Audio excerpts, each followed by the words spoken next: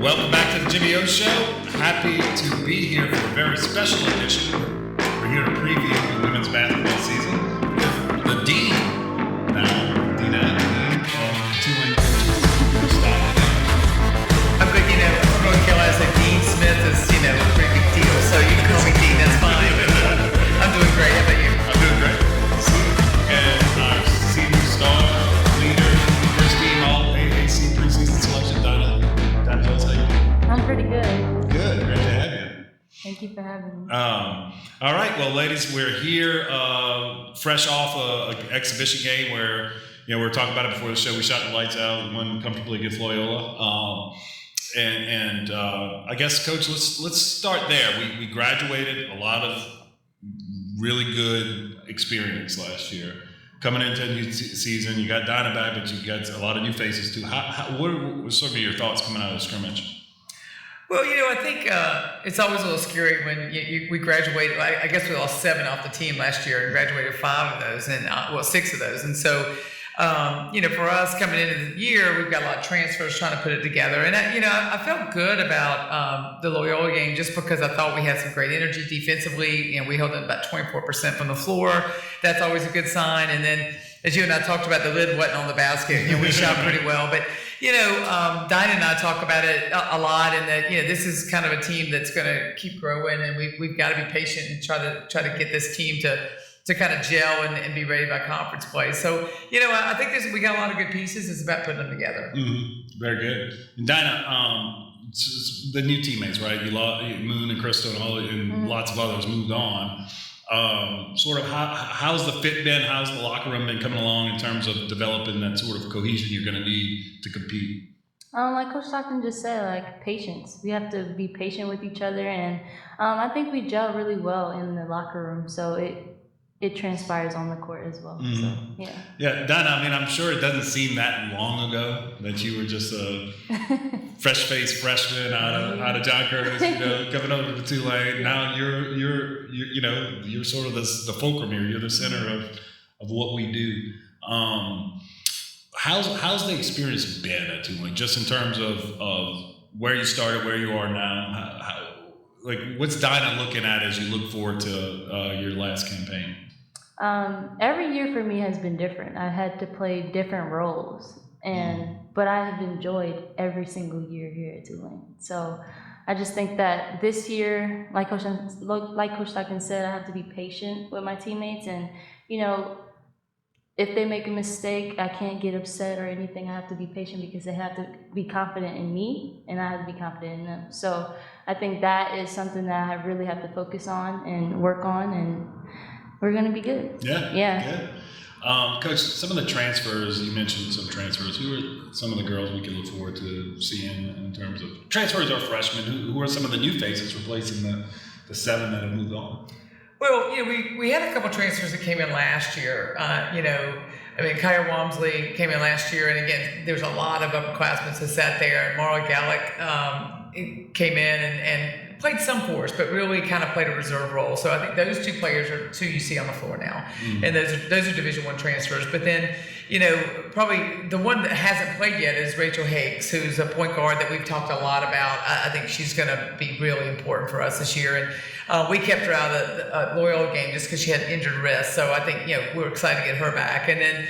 I think the other one is Kyron, Willingham. She's another Louisiana kid who came from Monroe, who was an all-conference performer in the Sun Belt. So, we've got some players that have some experience, but then, again, we've got some other players that have been here, that have been in the system for a while. So it is really a meshing of the old and the new. But I'm excited about everybody's opportunity. I think that's the thing that we've got to keep talking about is that, last year I thought some people really were patient and the seniors played, and this year, it's kind of opportunity and what you can make of it. Mm-hmm. Yeah, and look, it's a credit to the sort of culture you have around your program. I think in the age of the portal, and it's hard, and it's hard to maintain a roster when somebody doesn't get the instant opportunity that they're looking for. Yeah. And to that point, 2 girls transferring in not quite getting the opportunity maybe that they wanted because of the other girls that were still around, but then stuck with the program, bought in, and now they're going to get their chance to shine. Yeah, it is hard. We talk about patience on the team, but I think patience in general is missing a lot in that, there's a lot of development to play at this level. I mean, our league last year was the sixth best league, and it was almost 5. And when you look at that, I mean, it's high competition. And so I think being patient to come in and kind of improve your skills and understand the system is really important. And, I look at Dynah's development over these 5 years, and she's been a huge player here. I mean, she was on our rookie team, and then she was 6th man of the year, and she did all those things. But, she also, there's some other people maybe getting a little more of the press. And I think she stayed with it and has always been a part of it. And here she is, her 5th year, really going to lead this team. So, I'd love to see that, the mixture, the patience in that. And I do give our team a lot of credit. We had a true freshman last year with Middleton, and, Kiki Middleton, and she comes in and she didn't play hardly any last year. Last night, would she have 15 points or something? And, she was a true freshman and just waited her time and has done a really good job. So, our freshmen now, I think, are going to be really good in the program. So trying to keep them really invested, I think, is important. Yeah. And you mentioned the league and the toughness of the league. And that's been, I think the misconception out there has been that this league was, UConn and then a bunch of whatevers. Yep. And the numbers never really bore that out. And now last year, UConn's gone. Mm-hmm. And yet we're teetering between 5th and 6th in RBI and ended up 6th, but right there at 5. It was just game in, game out war. And Dynah, you to that point, I think you were second leading scorer overall, but the leading scorer in conference games. To me, that tells me how the types of teams. There's a toughness there that they're sort of that's really impressive. Houston. Preseason, they were probably top 25 last year. They had a rough season. We knock them off in the regular season, but they get us in the conference tournament, right? Yeah. And so it was just like it didn't matter who you were playing. Right. There were no layup games where you go out and put up 30 or whatever. Right. You earned that 13 and a half. Yeah. And I would say during my time here, last year's top to bottom, and it was a lot probably because of COVID seniors, but was the most competitive. Like you're saying, there was no easy game. And so last year was probably the most competitive. And last year we were ranked higher and our numbers were better than when UConn was in the league. Yeah. And so, that was, pretty impressive. And, again, I think this year there's a lot of people who have lost some talent, but I still think we're going to be really good. And, again, I think that's what you always have to look forward to. How good can the team be in January? Right. And, we got some big tests coming up to try to get us prepared. Yeah. And last year looked salty. 3rd in the league, women's NIT 2nd round appearance. A good year by any objective. I know you wanted more. Yeah. Both of you wanted more, and with a few different bounces, you could have gotten more. But taking a step back, it was a successful year, and now the challenge is sort of building on that success and, as you said, being good at January, right?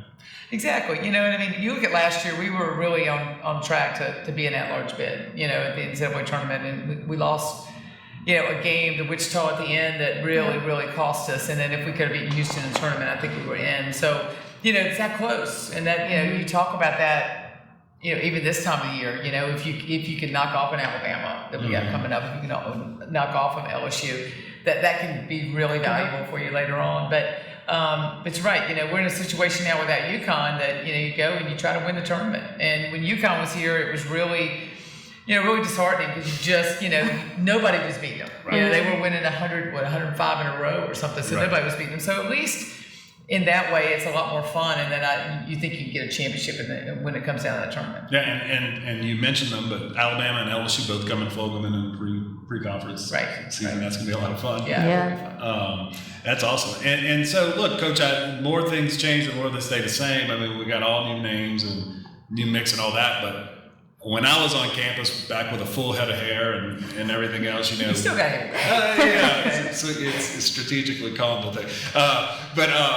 You looked at your rosters and it was a mix of sort of local talent. You had Barbara and, Marianne Marino and Lacey Vignair and all those types. And then, you brought in some pretty special players from out of state, Grace and others.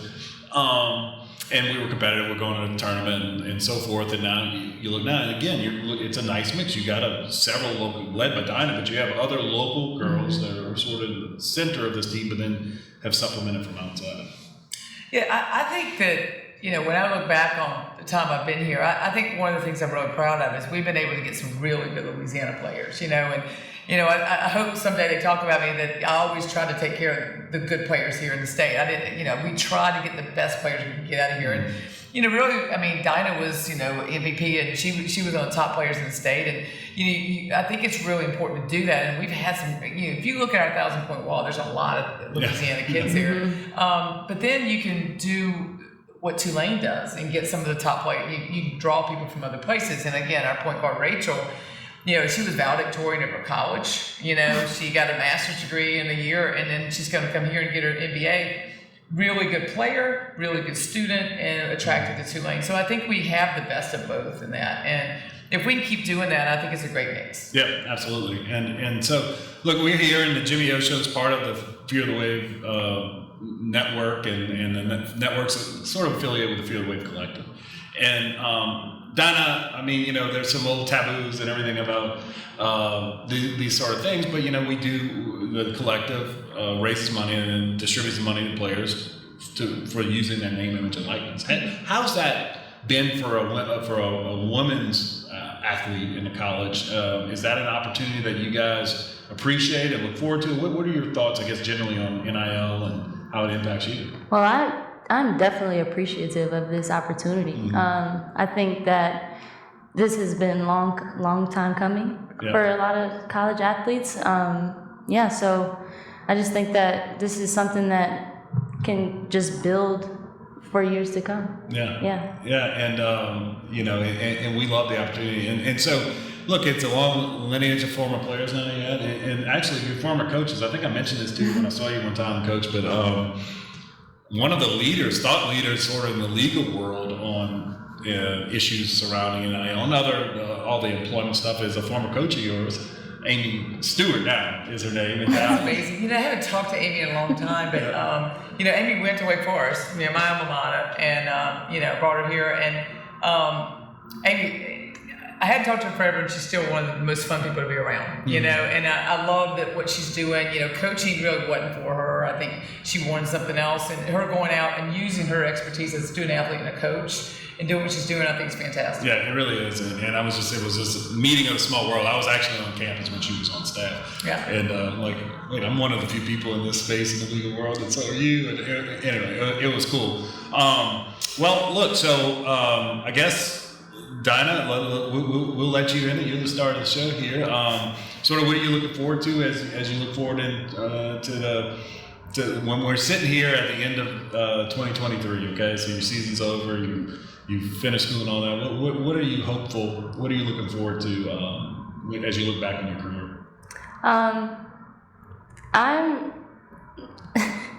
I'm really just trying to take it all in, since it is my last year here at Tulane. I want to see if I can play overseas, and have that opportunity to travel and stuff like that. So, and I talk to Crystal Freeman a lot, so she's enjoying herself, and I'm, it's making me gravitate to more towards playing overseas and playing professionally. So, that's awesome. Yeah, Crystal's in Portugal, and I think she's it's going to be a great experience for her. I know it's different. Yeah. It's definitely different, but Pineville, Louisiana. She's enjoying it too. She loves it. So. What a transition. I bet. Look, it's a unique opportunity that the sport gives you.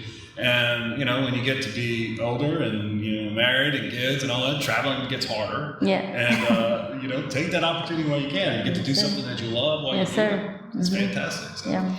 All right, well, folks, that's going to do it with our women's basketball season preview and kickoff show. Coach, any thoughts you have on NIL, you feel free to share, but I'm going to just direct people. Please be sure to follow our show, but then also go to ftwcollective.com, and you can find all the information there on how you can get involved and help support our Tulane student athletes, even our not just football. It's not just football. It's not just men's basketball. It's all the sports, and we love to get opportunities. Crystal's a lot better looking at all of these boys that are coming on here, right? Yeah, So I'd much rather have her as a guest.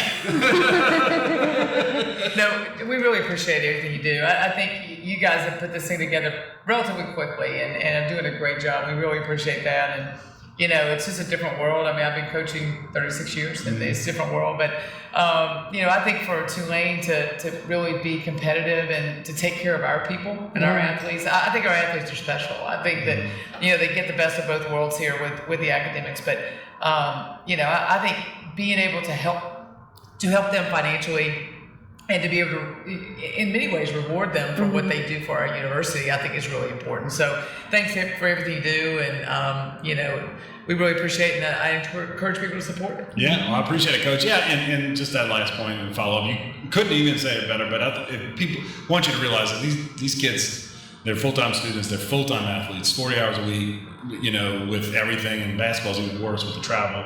And, you know, it leaves no time to work. It's like, so if you come from circumstances which you need a little extra money, you literally don't have the opportunity to go out there. You don't have the time available to you to go out there and work a side job. They're not driving Jaguars and things, so it's not that. You know, we always have this idea that that's the case. I mean, Dynah saved up to buy her car. It took her 4 years since she saved up to buy her car. So you know, that's the kind of thing I think we need to make sure people understand is this really just helps them out to you know, get through college and come out the other end and no debt and those kind of things. So it's a good thing. It can be a good thing. It can be abused, but I think Tulane's got everything in the right perspective. Yeah, I think we do too, and couldn't ask for a better group of student athletes to support. And so that's why we're here, and we love doing it, and we want to continue to do it. And we need all of you to join us in that effort. So until next time, Coach Dynah, thank you so much. Thank you. Thank you. I appreciate your time, and until next time, y'all welcome back. Y'all come back to the Jimmy O Show and roll wave.